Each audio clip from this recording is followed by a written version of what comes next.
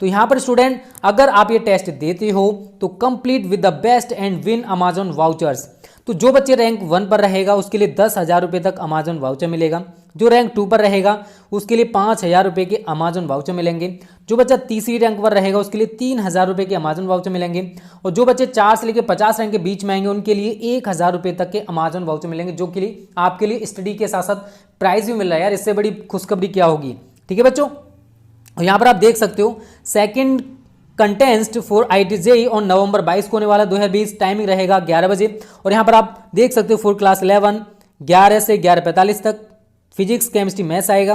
3 round of 7 question each, negative score for incorrect answers. ठीक है, 11 class 12 के लिए है और 4 क्लास 13, ठीक है ना, जो ड्रॉपर्स होते हैं उनके लिए। ठीक है, तो यहाँ पर सभी के लिए टाइमिंग दे रखे है स्टूडेंट। तो 22 नवंबर को आप जरूर ज्वाइन करें, वीडियो के डिस्क्रिप्शन में आपको लिंक मिल जाएगी। ओके बच्चों, कंटेस्ट जो फॉर्मेट है वो क्या है, 45 मिनट्स का है, 21 क्वेश्चन हैं, सेपरेट कॉन्टेस्ट है, 3 सेक्शंस हैं, जे स्कोरिंग, फोर्टनाइटली कंटेस्ट है। ठीक है बच्चों, और सिलेबस यहाँ पर आप देख सकते हो, सब कुछ आपको इस वीडियो के डिस्क्रिप्शन में मिल जाएगा। ओके स्टूडेंट्स, एनरोल कर सकते हो फ्री ऑफ कॉस्ट, इस वीडियो के डिस्क्रिप्शन में आपको लिंक दे रखी है। ओके स्टूडेंट्स, हेलो स्टूडेंट्स, स्वागत है आप सभी का आपके अपने YouTube channel smart study classes पर। तो आप सभी को पता है कि फिजिक्स में हमारा चैप्टर नंबर 7 चल रहा है, अल्टरनेटिंग करंट वाला।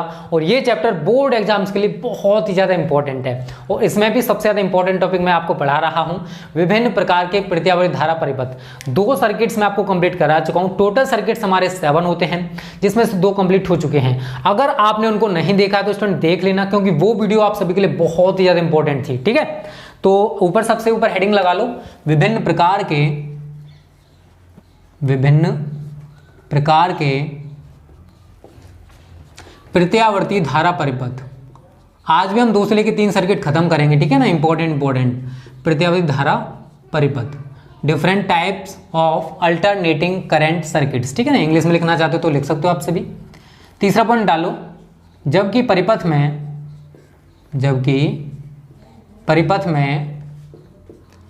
केवल प्रेरकत्व L है, केवल प्रेरकत्व L है। तो यहां लिख लो इंग्लिश में, ओनली इंडक्टेंस। ठीक है, तो ये आप हेडिंग बना सकते हो। ये हमारा तीसरा सर्किट है आज का। तो आप सभी को पता है कि सबसे पहले हमें क्या करना है, प्रत्यावर्ती धारा स्रोत बनाना है। ये हमारा प्रत्यावर्ती धारा स्रोत का सिंबल होता है। और इसके साथ स्टूडेंट हमें क्या जोड़ना है, प्रेरकत्व को। ठीक है, और प्रेरकत्व का हमारा सिंबल ये होता है। ठीक है ना, कुंडली इस तरीके से। तो यहाँ पर आप L लिखोगे और यहाँ लिखोगे V बराबर V0 साइन ओमेगा T। ठीक है बच्चों, तो यहाँ तक तो दिक्कत नहीं होगी। अब थ्योरी आपको कैसे लिखनी है, तो यहाँ लिखोगे, जब प्रत्यावर्ती धारा स्रोत के साथ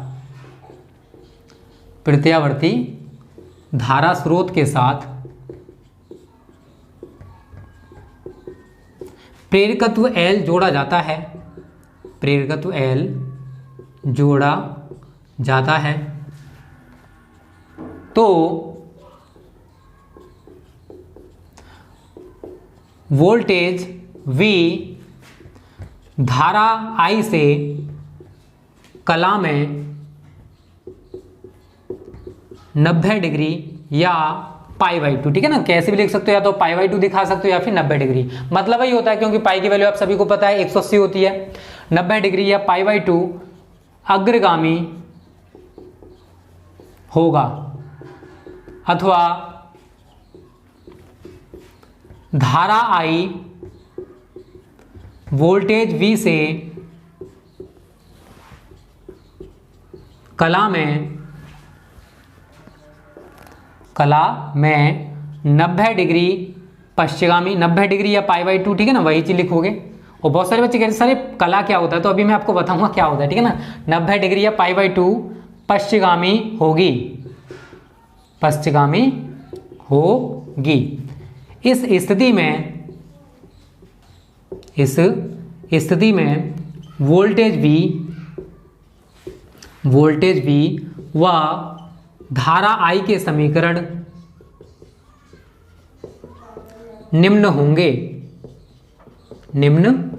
ठीक है बच्चों, तो आपने क्या समझा कि जब हम प्रत्यावर्ती धारा स्रोत के साथ केवल और केवल प्रेरकत्व जोड़ते हैं तो जो वोल्टेज होता है वो धारा से पहले चलना स्टार्ट कर देता है। तो दोनों के बीच जो कितना अंतर है उसको बोलते हैं हम कला, कि दोनों में अब हम बात करते हैं कि जो वोल्टेज है वो कला से 90 डिग्री पहले चलना स्टार्ट हो गया, तो जो एंगल होता है वही हमारा कला फेज कहलाता है, कि दोनों में कितना अंतर है, कौन पहले चल रहा है कौन बाद में चल रहा है। तो अगर प्रेरकत्व जोड़ेंगे तो वोल्टेज पहले चलना स्टार्ट कर देगा और धारा बाद में चलना स्टार्ट करेगी, तो दोनों के बीच कितना कलांतर होगा, दोनों के बीच कितना अंतर होगा, तो 90 डिग्री का अंतर होगा। ठीक है, तो ये दोनों के बीच क्या होगी, फेज होगी। फेज डायग्राम हम इसी से बनाते हैं बच्चों। ठीक है, तो आपने क्या बोला, दो तरीके से बोल सकते हो, या तो बोलोगे कि वोल्टेज V धारा I से कला में 90 डिग्री या π/2 अग्रगामी होगा, अथवा धारा I वोल्टेज V से कला में 90 डिग्री या π/2 पश्चिमगामी होगी। तो दोनों में से कैसे भी बोल सकते हो, और दोनों तरीके से मैं आपको इक्वेशंस बनाना सिखाऊंगा। पहले इक्वेशन तो आप सभी को पता है, V बराबर V0 साइन ओमेगा टी और I बराबर I0 साइन ओमेगा टी। ये तो सिंपल इक्वेशंस हैं जब वोल्टेज और धारा समान कला में होते हैं, बट ऐसा नहीं है। आपने क्या देखा कि जो वोल्टेज है वो धारा से अग्रगामी है, कितना अग्रगामी है, π/2, तो प्लस π/2। एक तो हमारा ये बन जाएगा इक्वेशन। ठीक है, इसमें हमने क्या देखा है कि जो वोल्टेज है वो धारा से कला में, देखो यहां तो एंगल सेम थे, बट वोल्टेज जो है वो कला में कितना अग्रगामी है, π/2, मतलब 90 डिग्री वो पहले चलना स्टार्ट कर देगा। अथवा करके स्टूडेंट आप दो इक्वेशंस और बनाओगे, V is equal to V0 sine omega T and I is equal to I0 sine omega T. इसमें हम क्या दिखा रहे हैं, हमने क्या बोला दूसरे तरीके से कि जो धारा है वो वोल्टेज से कला में 90 डिग्री या π/2 पश्चिमगामी होगी, मतलब पीछे चलेगी। तो यहां पर धारा में आप दिखा दोगे π/2। तो या तो आप ऐसे दिखाओ या फिर आप ऐसे दिखाओ, मतलब दोनों का एक ही है। गाल पे थप्पड़ ऐसे मारो या ऐसे मारो, पड़ेगा थप्पड़ ही। ठीक है, तो यहाँ पर क्या है स्टूडेंट, V बराबर V0 sine omega T plus π/2। इसमें हमने बोला है कि जो वोल्टेज है वो धारा से कला में 90 डिग्री या π/2 अग्रगामी है, और इसमें हमने बोला है कि जो धारा है वो वोल्टेज से कला में 90 डिग्री या π/2 पश्चिमगामी है, क्योंकि माइनस क्या रिप्रेजेंट करेगा, पीछे चलना, और प्लस क्या रिप्रेजेंट करेगा, आगे चलना। ठीक है बच्चों, यहाँ तक कोई दिक्कत नहीं होगी। उसके बाद आगे वही प्रोसेस अपनाओगे, V/I अथवा V0/I0 को परिपथ का प्रतिरोध कहते हैं, परिपथ का प्रतिरोध कहते हैं। लेकिन यह प्रतिरोध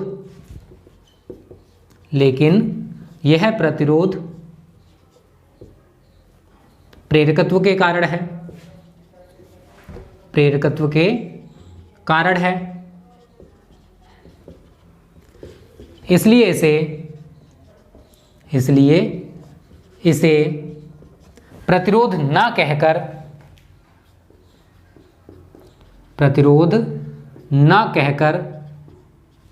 प्रेरण प्रतिघात, ठीक है ना, इस वर्ड को याद रखना, प्रेरण प्रतिघात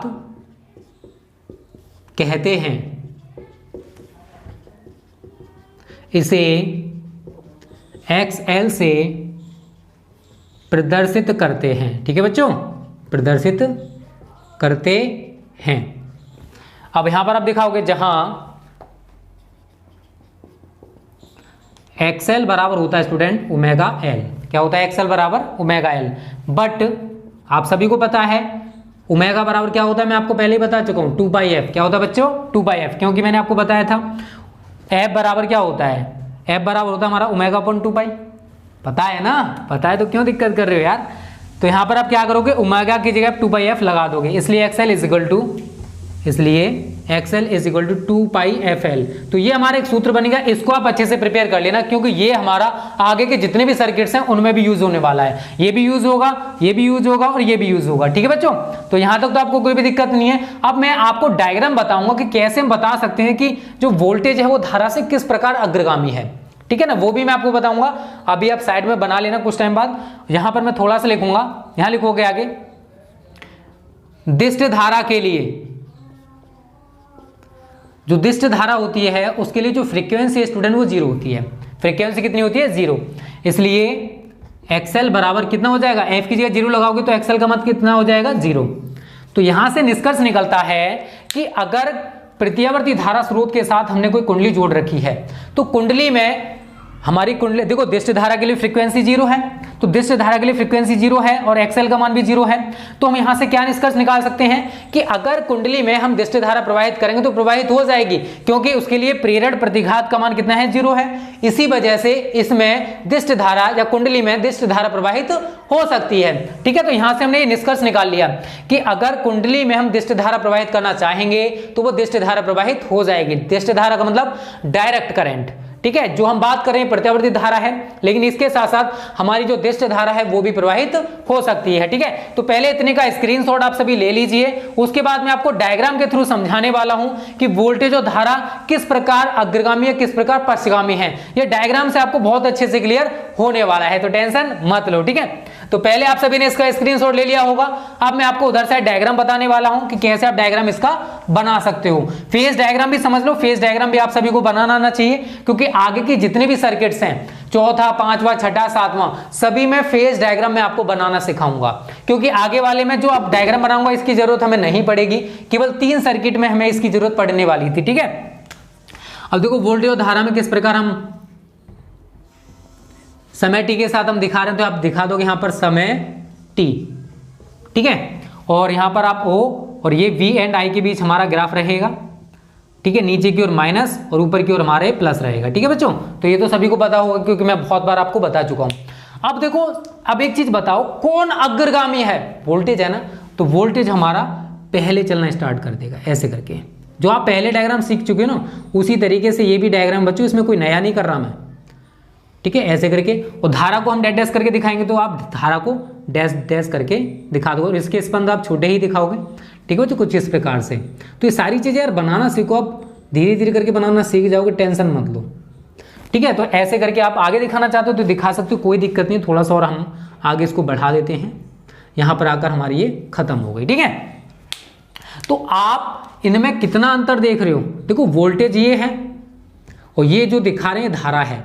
तो हमने देखा कि जो वोल्टेज है वो धारा से पहले चलना स्टार्ट कर रहा है, और इनके जो स्पंद है इनके बीच कितना एंगल होगा? 90 डिग्री का। तो ये जो 90 डिग्री है यही कलाओं का अंतर है। दोनों के बीच कितना अंतर है, कौन पहले चल रहा है, कौन बाद में चल रहा है, तो ये अंतर हम कलाओं के द्वारा ज्ञात करते हैं। फेज डिफरेंस कह सकते हो। फेज डायग्राम मैं आपको बनाने वाला हूं, कैसे बनाओगे वो समझो। ठीक है, इसमें तो आपको रटने की जरूरत नहीं पड़ेगी, क्योंकि आपको मैं पहले भी बनवा चुका हूं, उसी तरीके से हमने इसको भी बनाया। ठीक है, अब एक चीज बताओ, वोल्टेज और धारा, पहला मैं इसके लिए बनाऊंगा, इसमें हमारा वोल्टेज धारा से अग्रगामी है ना, तो आप सभी को पता है, ये आप दिखा दोगे धारा के लिए साइन, और वोल्टेज का साइन ऊपर की ओर होगा। ठीक है बच्चों, ऐसे करके इनके बीच कितना एंगल है? 90 डिग्री का। तो आई वी, और वी का चिन्ह जो है बड़ा दिखाओगे, तो एक तो ये बनेगा। इसमें हमने क्या रिप्रेजेंट किया है कि जो वोल्टेज है वो धारा से 90 डिग्री अग्रगामी है। ठीक है, दूसरा हम पश्चगामी की बात करेंगे। ये हमारा वोल्टेज हो गया, और धारा को दिखाओगे आप नीचे। तो इसमें हमने क्या रिप्रेजेंट किया है स्टूडेंट, कि जो धारा है वो वोल्टेज से 90 डिग्री पश्चगामी है। फेज डायग्राम बहुत इजी है, आप आसानी से बना सकते हो। तो ये हमारी 2 कंडीशन में फेज डायग्राम बन जाएगा। ठीक है, फेज डायग्राम है ये, तो आपको इसको भी बनाने में दिक्कत नहीं होनी चाहिए बच्चों। और फेज डायग्राम तो यार चुटकियों का खेल है, जैसे जैसे बोला जा रहा है वैसे वैसे करते जाओ, फेज डायग्राम हमारा बन जाएगा। ठीक है, तो स्क्रीनशॉट सभी ने ले लिया होगा, इनका भी स्क्रीनशॉट ले लो। तो ये जो तीसरा सर्किट है हमारा, ये भी स्टूडेंट समाप्त हो चुका है। ठीक है, चलो अब बात करते हैं आज का चौथा सर्किट। इंपॉर्टेंट है, क्योंकि अगर आप ये 3 सीख गए तो आगे के 4 में दिक्कत नहीं होगी आपको। ठीक है, चलो मिटा देते हैं इसको। चौथा पॉइंट हम अब कॉम्बिनेशन पढ़ेंगे। अभी तक हमने सिंगल सर्किट पढ़े थे, चाहे प्रेरकत्व हो गया, चाहे प्रतिरोध हो गया, चाहे धारिता वाला हो गया। अब आप यहां से कॉम्बिनेशन सीखोगे, LR, CR, LC, और चौथा होगा सबसे बड़ा LCR, जिसमें आपको तीनों का कॉम्बिनेशन मैं आपको बताने वाला हूं। ठीक है, तो रटो मत यार, फिजिक्स को समझो, अच्छे से हो जाएगी कंप्लीट, टेंशन ना लो। और देखो एक चीज मैं आप सभी से कहूंगा, फिजिक्स बहुत ईजी है। ठीक है, प्रीवियस पेपर भी हम स्टार्ट कर रहे हैं कल से, जिसमें आपको शुरू से हम, अगर आपका बेसिक भी क्लियर नहीं है ना, वो भी हम क्लियर कराएंगे। ठीक है, तो आपका रिवीजन भी इससे हो जाएगा प्रीवियस पेपर से, और आपको बहुत अच्छे अच्छे क्वेश्चंस भी देखने को मिलेंगे। ठीक है, तो चौथा पॉइंट डालो, जबकि परिपथ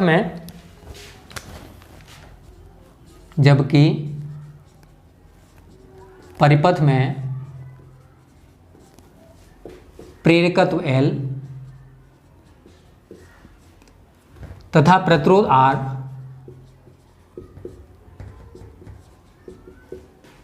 दोनों एक साथ हैं, दोनों एक साथ हैं।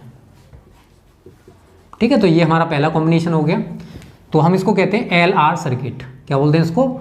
L R circuit. अब एल आर क्यों हो गया? ठीक है, तो एल आर, ठीक है, एल आर सर्किट इसका नाम है। बहुत सिंपल है, कुछ नहीं है, समझिए बस।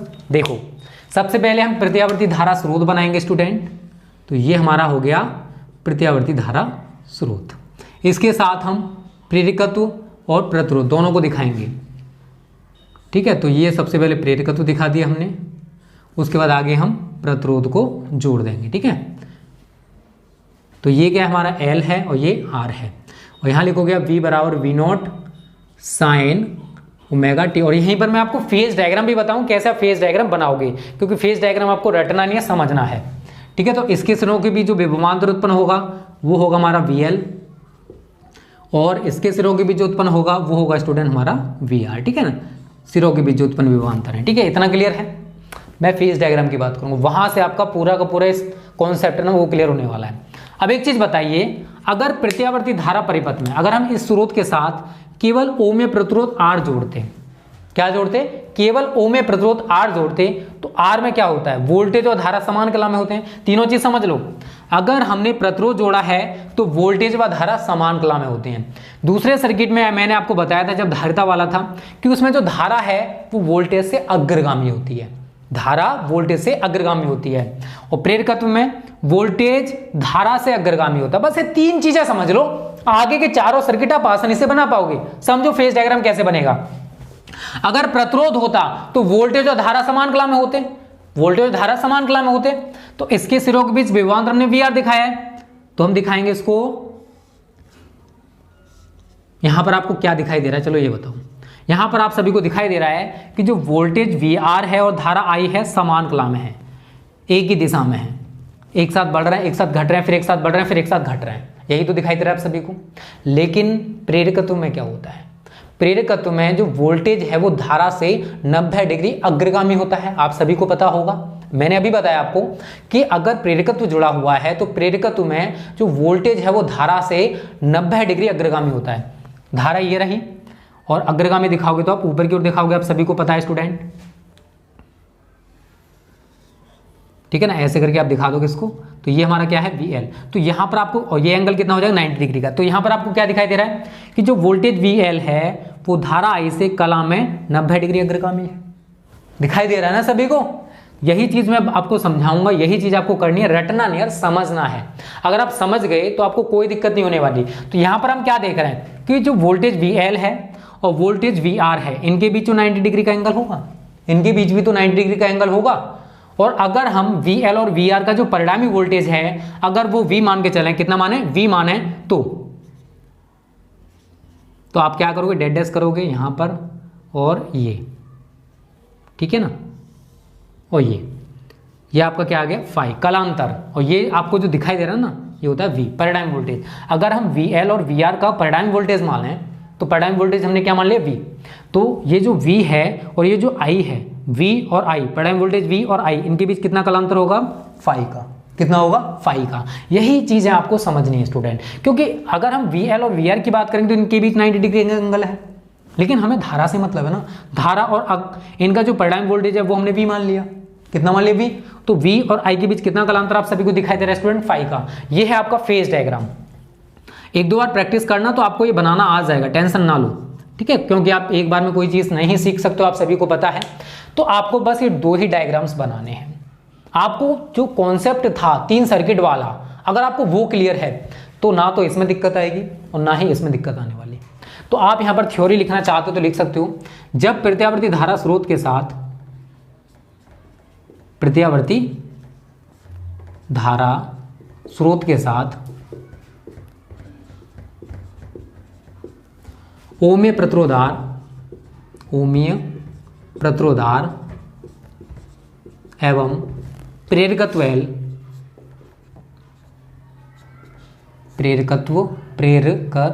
ठीक है ना, चलो नहीं ये गलत लिखा हुआ, प्रेरकत्व L एक साथ जोड़ते हैं, एक साथ जोड़ते हैं, ठीक है। तो देखो स्टूडेंट, हमने प्रत्यावर्ती धारा स्रोत था, उसके साथ हमने प्रेरकत्व और जो ओमे प्रतिरोध है उनको एक साथ जोड़ दिया है। ओमे प्रतिरोध यहाँ लिखोगे, लिखना चाहते हो तो ओमे प्रतिरोध आर में, ओमे प्रतिरोध आर में voltage V R, voltage V R एवं धारा आई, धारा आई समान कला में होते हैं, समान कला में होते हैं। आप सभी को पता है, पुराना कॉन्सेप्ट लिख रहा हूं यहाँ पे, मैं कोई नया कॉन्सेप्ट नहीं बना रहा, जो आपने पढ़ रखा है वही कॉन्सेप्ट मैंने यहाँ पर लिखा है। लेकिन प्रेरकत्व एल में, लेकिन प्रेरकत्व एल में वोल्टेज वी एल धारा आई से, वोल्टेज वी एल धारा आई से कला में 90 डिग्री अग्रगामी। आप सभी को पता है, मैं आपको बता चुका हूं कि अगर प्रेरकत्व है तो उसमें जो वोल्टेज है वो धारा से अग्रगामी होगा। आप सभी को पता है कला में 90 डिग्री अग्रगामी होगा, आप सभी को पता है, और मैंने अभी फेज डायग्राम बनाया था वहां पर भी आपको बताया था। स्पष्ट है कि, स्पष्ट है कि voltage V R, voltage V R एवं वोल्टेज वी एल के बीच, वोल्टेज वी एल के बीच 90 डिग्री का कलांतर होगा, 90 डिग्री का कलांतर होगा। ठीक है, आप सभी को वहां पर दिखाई दे रहा है, बी एल और वी आर के बीच देखो कितना एंगल है। आगे लिखोगे, यदि परिणामी वोल्टेज, यदि परिणामी वोल्टेज वी हो तो, अब शांति से समझना, जो थ्योरी लिखी है बिल्कुल यही है जो मैंने आपको बताया है। तो हमने प्रत्यावर्ती धारा स्रोत के साथ प्रेरकत्व एल और प्रतिरोध आर दोनों को एक साथ जोड़ दिया है। आप सभी को पता है कि अगर हम प्रत्यावर्ती धारा स्रोत के साथ केवल ओ में प्रतिरोध आर जोड़ते तो प्रतिरोध आर जोड़ा जाता है तो आप सभी को पता है कि वोल्टेज और धारा समान कला में होते हैं, तो वोल्टेज वी आर और धारा आई समान कला में है, दिखाई दे रहा ना। लेकिन अगर प्रेरकत्व जुड़ा होता है तो आप सभी को पता है कि जो वोल्टेज है वो धारा से कला में 90 डिग्री अग्रगामी होता है। आप सभी को पता है, मैं भी कुछ देर पहले ही बताया है। तो आप यहाँ पर क्या देख रहे हो कि जो वोल्टेज है VL वो धारा आई से कला में कितना अग्रगामी है, आप सभी को दिखाई दे रहा है, कितना है, 90 डिग्री अग्रगामी है, दिख रहा है ना सभी को। तो रटना नहीं है, समझना है। तो आपको यहाँ एक चीज और समझ में आ गई कि वोल्टेज VL और वोल्टेज VR इनके बीच कितना एंगल है, इनके बीच कितना कलांतर है, तो वो भी तो 90 डिग्री का होगा, क्योंकि धारा और VL के बीच 90 डिग्री का है, तो VR और VL के बीच भी तो 90 डिग्री का होगा। तो अगर हम मान के चलें कि VL और VR का जो परिणामी वोल्टेज होगा, VL और VR का जो परिणामी वोल्टेज है वो कितना है, V, कितना है, V। और हमने यहाँ पर एक एंगल दिखाया फाई, जो कि धारा I और वोल्टेज V के बीच होगा, कलांतर जिसको बोला गया। ठीक है, तो अब एक चीज समझिए, अगर आप ये निकालना चाहते हो, अगर आप ये निकालना चाहते हो तो आपको ये समकोण त्रिभुज दिखाई दे रहा होगा, दिखाई दे रहा है सभी को। ये क्या हमारे एक समकोण त्रिभुज है, क्या है स्टूडेंट, समकोण त्रिभुज है। ठीक है, और समकोण त्रिभुज में अब देखो ये BL है तो ये भी हमारा VL हो जाएगा। समकोण त्रिभुज में क्या होता है, कर्ण का स्क्वायर इज इक्वल टू लंब का स्क्वायर प्लस आधार का स्क्वायर, यही तो होता है। तो यहाँ पर हम आपका लंब क्या है, BL है, और आधार क्या है, VR। तो VL का स्क्वायर प्लस VR का स्क्वायर, यही तो होगा। बताओ इसमें रटना होगा क्या किसी को, किसी को रटना नहीं यार, समझ लो, बहुत इजी है, कुछ भी नहीं है इसमें। इज इक्वल टू, आप सभी को पता है कि अगर वोल्टेज है, अगर प्रेरकत्व है, प्रेरकत्व वाले में आप सभी को मैंने पढ़ाया था, आप सभी सूत्र जानते हो, V बराबर I इंटू आर होता है। क्या होता है, V बराबर I इंटू आर। ये कब होता है, जब ओ में प्रतिरोध होता है। और अगर प्रेरकत्व है तो प्रेरकत्व में आप सभी को पता है स्टूडेंट चेंज हो जाएगा, I इंटू वहां पर जो प्रतिरोध होता है उसको हम XL लेते हैं, कुछ देर पहले ही मैंने आपको बताया है। और अगर धारिता होगी तो वहां पर क्या होता है स्टूडेंट, इसको VL VR और ये VC, I इंटू XC। बस ये छोटे से टर्म्स ऑफ आप याद रख लेना। ठीक है, अगर ओ में प्रतिरोध होगा तो VR बराबर I इंटू आर, प्रेरकत्व होगा तो VL बराबर I इंटू XL, धारिता होगा तो VC बराबर I इंटू XC। बस आपको ये छोटी छोटी चीजें याद रखनी है, इन्हीं से आप सीखते जाओगे यार। तो आप यहाँ पर रख दो VL की जगह I square into XL square plus I square into R square. बताओ इसमें रटना होगा क्या किसी को, I स्क्वायर आप यहाँ से कॉमन ले सकते हो, तो I स्क्वायर कॉमन आ गया, तो XL square plus R square, यही तो हो गया। आप I स्क्वायर को इधर ले आओ, या V square upon I square is equal to R square plus XL square. दिखा सकते, कोई बात नहीं है, प्लस में है तो दोनों को आगे पीछे हम कर सकते हैं। बट V अपॉन, यहाँ लिखना, V अपॉन I को परिपथ का प्रतिरोध कहते हैं, परिपथ का प्रतिरोध कहते हैं। लेकिन यह प्रतिरोध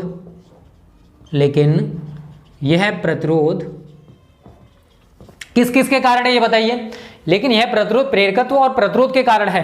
लेकिन यह प्रतिरोध प्रेरकत्व L एवं प्रतिरोध R दोनों के कारण है, दोनों के कारण है। इसलिए इसे दिखाई दे रहा होगा, अगर नहीं दे रहा तो मैं जो बोल रहा हूं वो लिख लेना। इसलिए इसे प्रतिरोध न कहकर परिपथ की प्रतिबाधा, इसको आप याद रखना, परिपथ की प्रतिबाधा कहते हैं। ठीक है बच्चों, कहते हैं।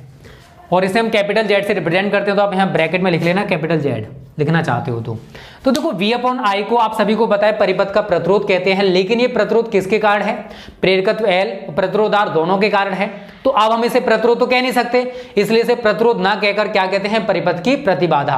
और किससे रिप्रेजेंट करते हैं इसको, Z से। इतना क्लियर है सभी को। चलो पहले इतने का स्क्रीनशॉट ले लीजिए, इसमें आपको दिक्कत नहीं होने वाली है।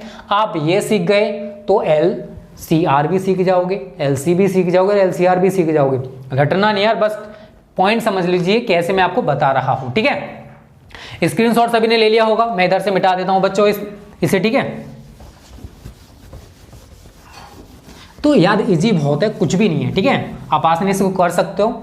तो V/I की जगह हम लोग क्या लिखेंगे, Z। तो Z² is equal to R² plus XL²। एक तो आपका ये सूत्र है, चलो एक तो बन जाएगा, या स्पेस स्क्वायर हटाओगे तो इधर अंडर रूट आ जाएगा। Z बराबर अंडर रूट के अंदर R² प्लस XL²। ठीक है ना।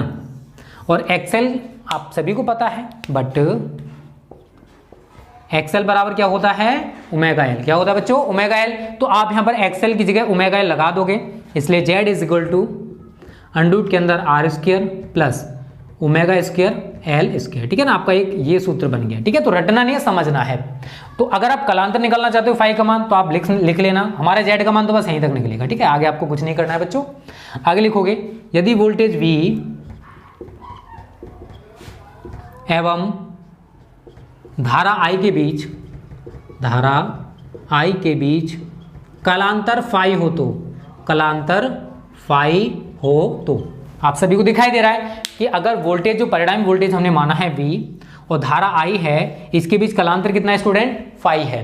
तो आप यहां से tan फाई निकाल लोगे।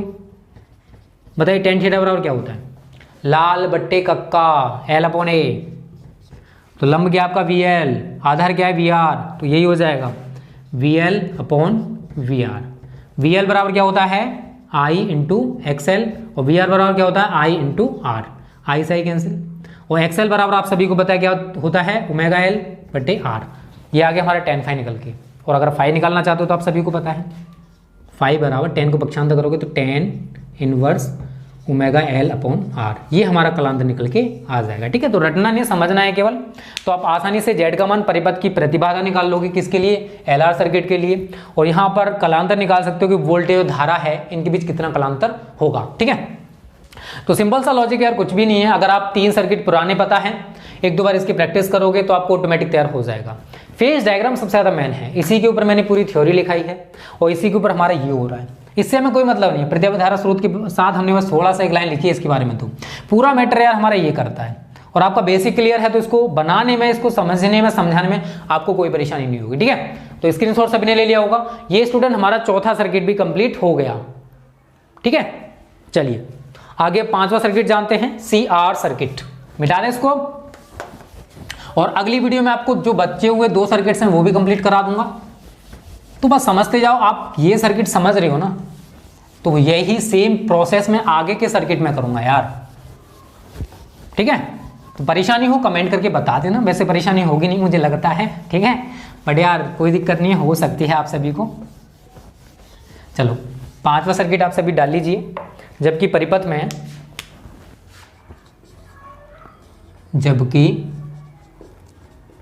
परिपथ में धारिता C तथा प्रतिरोध R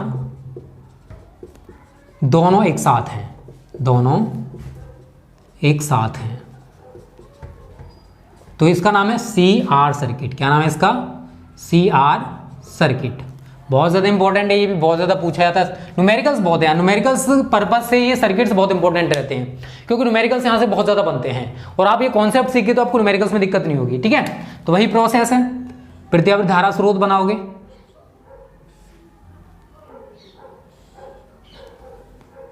ठीक है, और प्रत्यावर्ती धारा स्रोत के साथ सबसे पहले आप जोड़ोगे C धारिता, उसके बाद आप क्या जोड़ोगे?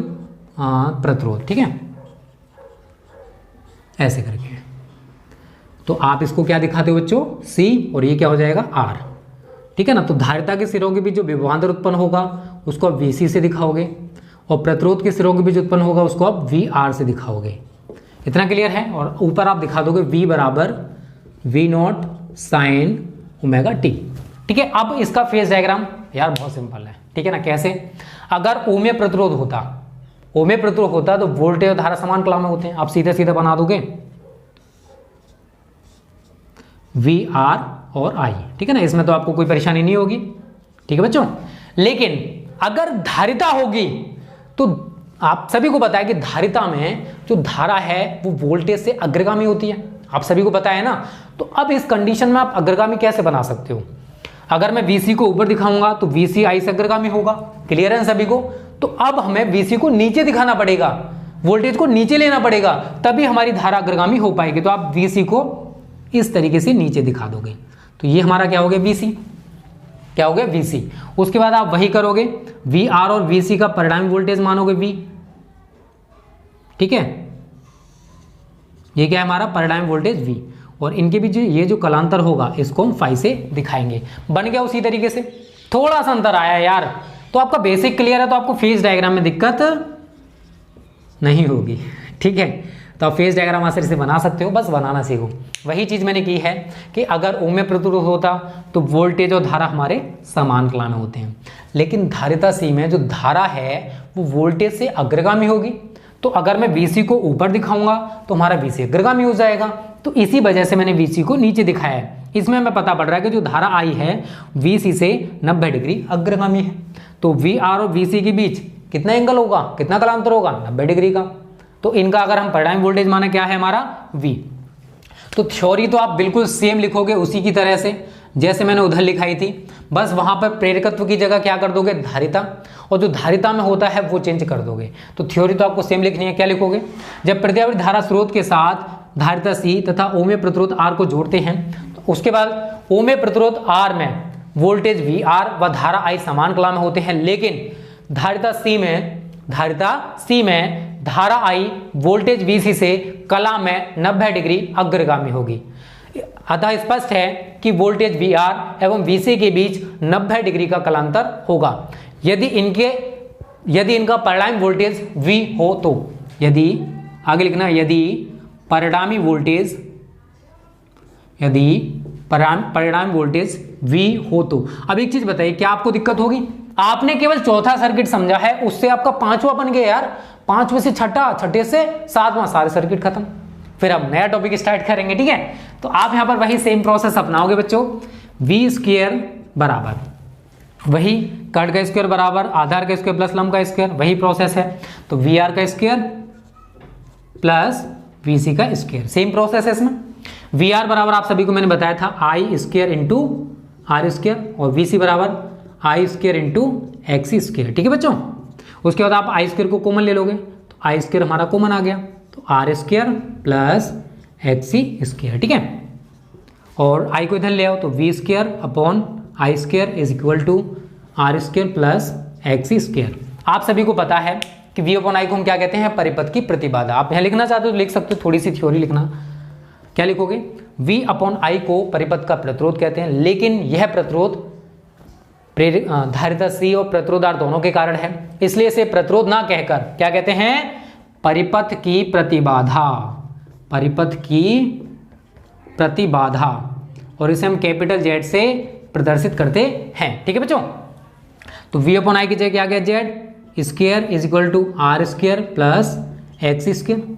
इससे आप स्क्वायर हटाओगे तो इधर अंडर रूट आ जाएगा, या जेड बराबर अंडरूट के अंदर R square plus X C square. एक सूत्र आपका ये बन गया।